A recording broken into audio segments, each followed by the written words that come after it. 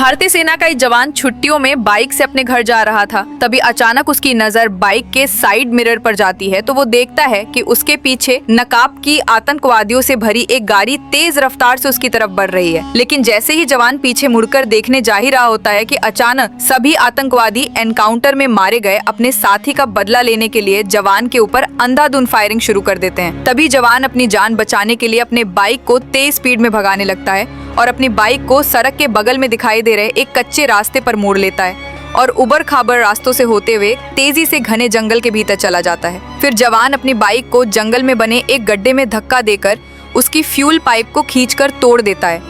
फिर सारा petrol bike से निकलकर तेजी से पूरे गड्ढे में फैलने लगता है। फिर जवान ऊपर आकर अपनी बाइक को सूखी पत्तियों से जल्दी जल्दी ढकना शुरू कर देता है और कुछ ही समय बाद पूरी बाइक सूखी पत्तियों के नीचे पूरी तरह से छिप जाती है। फिर जवान जल्दी से पेड़ों की तरफ भागता है और जल्दी जल्दी पेड़ पर चढ़कर पेड़ के सबसे ऊपर वाले हिस्से पर चुपचाप बैठकर आतंकवादियों का इंतजार करने लगता है। तभी कुछ देर बाद सारे आतंकवादी जवान का पीछा करते हुए जंगल में आ जाते हैं और अपनी गाड़ी से उतरकर जवान को इधर उधर खोजने लगते हैं। तभी कुछ आतंकवादी जवान को खोजते हुए उसी सूखे पत्तियों से ढके गड्ढे के पास चले जाते हैं। तभी जवान मौका देखकर उसी गड्ढे में तेजी से फायरिंग करता है। तभी गड्ढे में पड़ी बाइक तेज धमाके के साथ आग के गुब्बार में बदल जाती है और कुछ आतंकवादी उसी आग में जलकर ढेर हो जाते हैं। तभी सारे आतंकवादी बदले की आग में चारों तरफ अंधाधुंध फायरिंग करने लगते हैं। तभी जवान बिना देरी किए पेड़ की आड़ लेकर सभी आतंकवादियों पर अंधाधुंध फायरिंग शुरू कर देता है और अकेले ही सारे आतंकवादियों को ढेर कर देता है। लेकिन जवान इस मुठभेड़ में बुरी तरह से घायल हो जाता है।